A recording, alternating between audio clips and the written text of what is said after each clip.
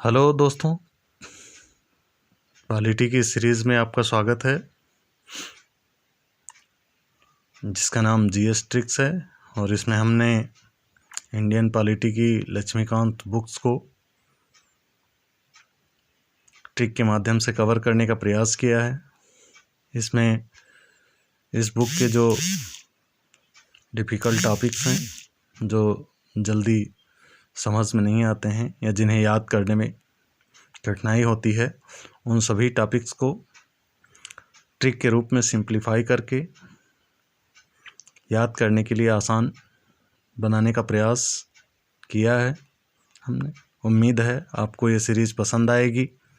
अगर आपको ये सीरीज़ पसंद आती है तो प्लीज़ थोड़ा चैनल पे जाके हमारा सपोर्ट भी करें। सपोर्ट आप अपना सब्सक्राइब के माध्यम से कर सकते हैं, और अगर आपको वीडियो पसंद आती है तो लाइक और शेयर तथा कमेंट के माध्यम से रिव्यू ज़रूर दें। चलें दोस्तों, इसका पहला टॉपिक जो है वो सोर्सेज ऑफ इंडियन कॉन्स्टिट्यूशन यानी भारतीय संविधान के स्रोत। इसको याद करने का जो सबसे बढ़िया ट्रिक है वो है अकबर आज फिर दक्षिण अफ्रीका आजा, यानी आ से अमेरिका, का से कनाडा, बा से ब्रिटेन, रा से रूस, आ से ऑस्ट्रेलिया, जा से जर्मनी, फिर से फ्रांस, दक्षिण अफ्रीका से दक्षिण अफ्रीका, और आ से आयरलैंड, और जा से जापान। तो इन सारे देशों से हमारा संविधान किसी न किसी रूप में लिया गया है। इसके जितने भी प्रावधान हैं वो आगे चलकर एक एक करके हम देखेंगे कि कौन से देश से क्या चीज़ें ली गई हैं। इसको हम आसानी से याद भी कर सकते हैं। इसका जो दूसरा फॉर्मेट वो इंग्लिश में है, उसका भी एक ट्रिक है, और वो है अब फर्जी कैग। इसमें जो ये वर्ड है वो अमेरिका के लिए यूज़ किया गया है। B for Britain, F for France, A for Africa यानी South Africa, R for Russia, J for Japan, I for Ireland, C for Canada, A for Australia, G for Germany के लिए use किया गया है। तो देखते हैं इस सेंटेंस के द्वारा आप इंडियन कॉन्स्टिट्यूशन के सोर्सेस जो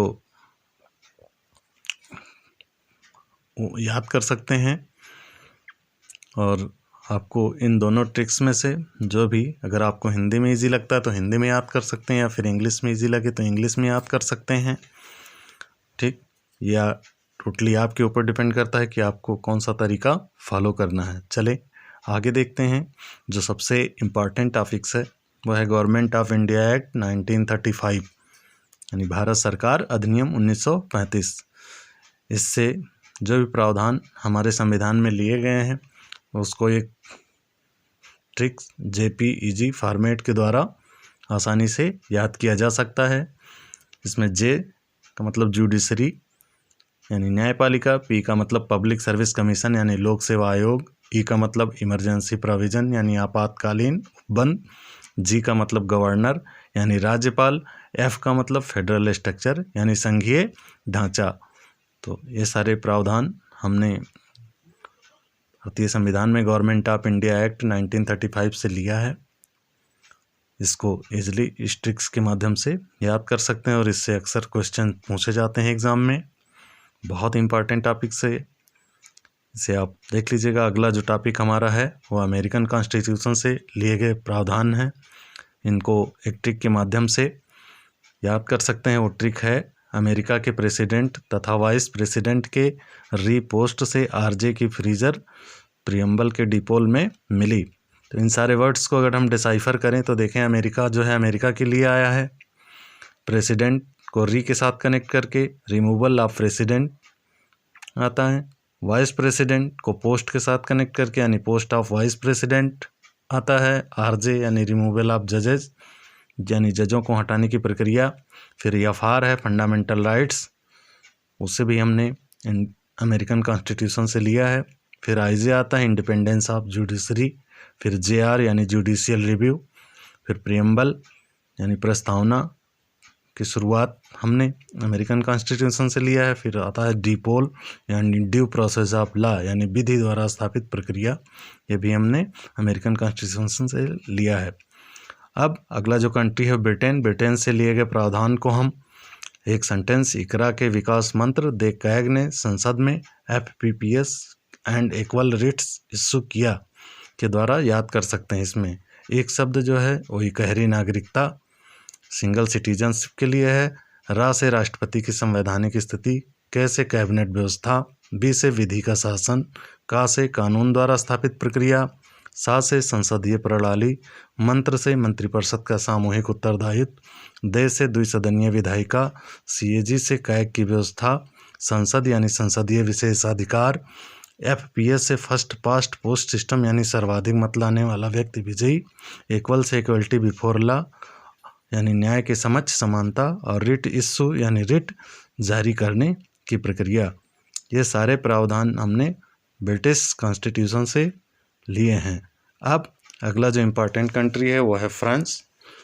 फ्रांस से लिए गए जो प्रावधान हैं उनको हम एक ट्रिक्स के माध्यम से यानी फ्रेंच रिपब्लिक लेफ्ट आइडियल्स इन प्रियम्बल्स के द्वारा इजली याद कर सकते हैं।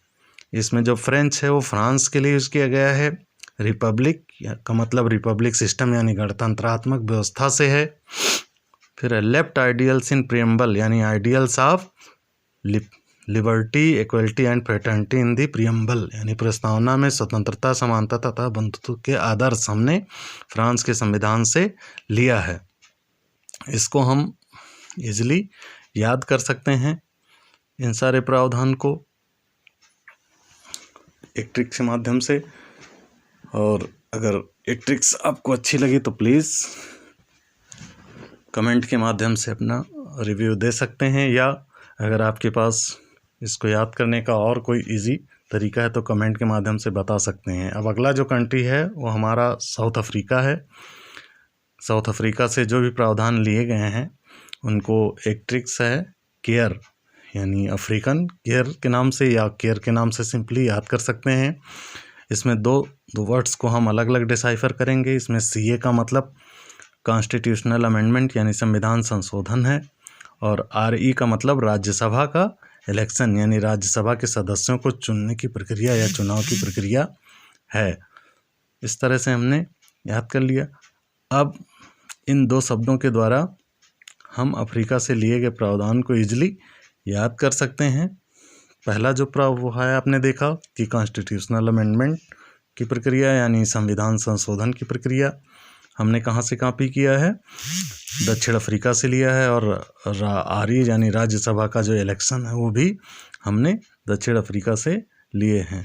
अब अगला जो कंट्री है वो है रसिया यानी रूस से जो प्रावधान हमने इंडियन कॉन्स्टिट्यूशन में लिए हैं उसमें से देखते हैं कि उसको ट्रिक के माध्यम से कैसे याद किया जा सकता है। तो उसके लिए एक वर्ड है Russian FD ideals Giuseppe in प्रियम्बल्स 5 years. तो इसमें जो रसियन है वो रूस के लिए यूज़ किया गया है। FD यानी fundamental duties, ideals of Giuseppe in preambles यानी idea of justice, social, economic and political in preamble, and 5 years मतलब 5 ईयर्स प्लान। ये हमने ये सारी चीज़ें रूस के कॉन्स्टिट्यूशन से लिया है। इसमें सबसे जो इम्पोर्टेंट है वो फंडामेंटल ड्यूटीज़ है वो हमने, और 5 ईयर्स प्लान्स वाला अक्सर इसमें नहीं आता है। उसमें 2 ही चीज़ें दी होती हैं, फंडामेंटल ड्यूटीज़ और ये हैं। इसके अलावा जापानीज़ कॉन्स्टिट्यूशन से जो भी प्रावधान लिए गए हैं उनको हम जापानीज़ पेबल यानी पेबल का मतलब कंकड़ से है, आप समझ सकते हैं। तो जापानीज़ का मतलब जापान और पेबल जिसका मतलब होता है प्रोसीडर एस्टेब्लिश्ड बाय लॉ यानी विधि द्वारा स्थापित प्रक्रिया। यही एक पार्ट है जो हमने इंडियन कॉन्स्टिट्यूशन में जापान के कॉन्स्टिट्यूशन से लिया है, और इसे आप इजीली एक वर्ड है डायरेक्टली आप चाहें तो पेबल या PEBL के द्वारा याद कर सकते हैं। इसके अलावा अगर आपको और कोई तरीका ऐसा है जो इजीली याद कर सकते हैं जिसके द्वारा, तो वो भी बना सकते हैं। PEBL का सिंपली मतलब है प्रोसीडर एस्टेब्लिश्ड बाय लॉ यानी विधि द्वारा स्थापित प्रक्रिया। इसके अलावा ये और भी कई देशों से लिया गया। अब आते हैं हम आयरलैंड के कॉन्स्टिट्यूशन से हमने अपने देश में क्या क्या प्रावधान जो है अपने देश के संविधान में लिए गए हैं, तो उसमें उसको याद करने की एक ट्रिक्स है कि आयरिश प्रेसिडेंट ने इलेक्शन के द्वारा DPSP तथा NORS के 12 मेंबर्स को नॉमिनेट किया। तो इसमें है आयरिश मतलब आयरलैंड, प्रेसिडेंट इलेक्शन मतलब प्रेसिडेंट इलेक्शन मेथड, DPSP यानी directive principle of state policy, और NORS यानी 12 मेंबर्स का मतलब है नॉमिनेशन ऑफ राज्यसभा 12 मेंबर, यानी राज्यसभा के 12 सदस्यों का मनोनयन।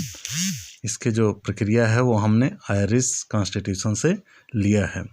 इसका सबसे इम्पॉर्टेंट टॉपिक जो है वो DPSP आता है और प्रेसिडेंट का इलेक्शंस आता है। इसके अलावा जो राज्यसभा के 12 सदस्यों का मनोनयन राष्ट्रपति के द्वारा होता है वो भी हमने आयरिश कॉन्स्टिट्यूशन से ही लिया है। तो इस तरह से अब जो अगला कंट्री है वो है Canada.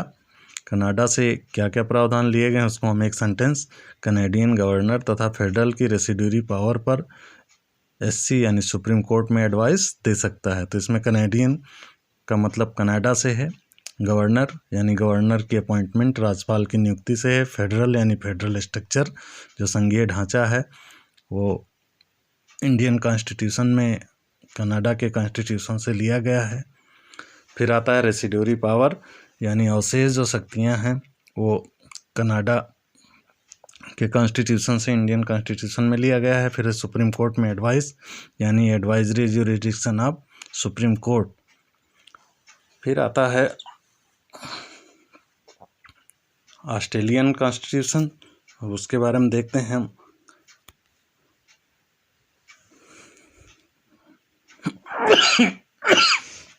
Sorry friend, Australian constitution में जो प्रावधान लिए गए हैं उसको हम एक ट्रिक्स या ऑस्ट्रेलियन JFC के द्वारा इजली याद कर सकते हैं, और वो वर्ड है ऑस्ट्रेलियन JFC यानी ऑस्ट्रेलिया। ऑस्ट्रेलियन का मतलब ऑस्ट्रेलिया, J का मतलब joint sitting of the 2 houses यानी दोनों सदनों का संयुक्त अधिवेशन, F का मतलब freedom of trade, commerce and intercourse यानी अंतर्राज्यीय व्यापार, वाणिज्य और समागम, और C का मतलब कॉन्करेंट लिस्ट यानी समवर्ती सूची से है।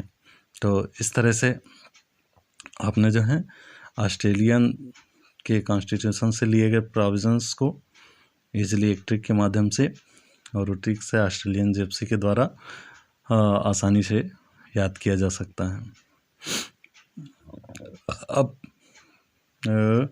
ऑस्ट्रेलिया के बाद एक लास्ट कंट्री बचता है और वो है जर्मनी।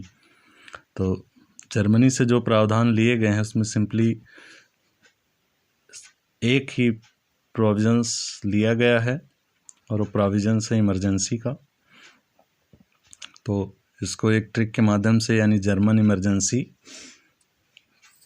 के नाम से आप इजीली याद कर सकते हैं। जर्मन का मतलब जर्मनी से है और इमरजेंसी प्रोविजंस है। यहाँ इमरजेंसी प्रोविजंस का तात्पर्य फंडामेंटल राइट के सस्पेंशन से है इमरजेंसी के दौरान। तो चले इस तरह से ये ट्रिक्स ख़त्म होती है। दोस्तों ये सीरीज आपको कैसी लगी अपना कमेंट के माध्यम से रिव्यू ज़रूर दे सकते हैं, और प्लीज़ चैनल को सब्सक्राइब करें तथा इस वीडियो को लाइक और शेयर के माध्यम तथा कमेंट के माध्यम से आप हमें सपोर्ट कर सकते हैं, तथा साथ ही साथ ये भी बताएं कि अगला वीडियो आपको किस टॉपिक पर चाहिए। धन्यवाद।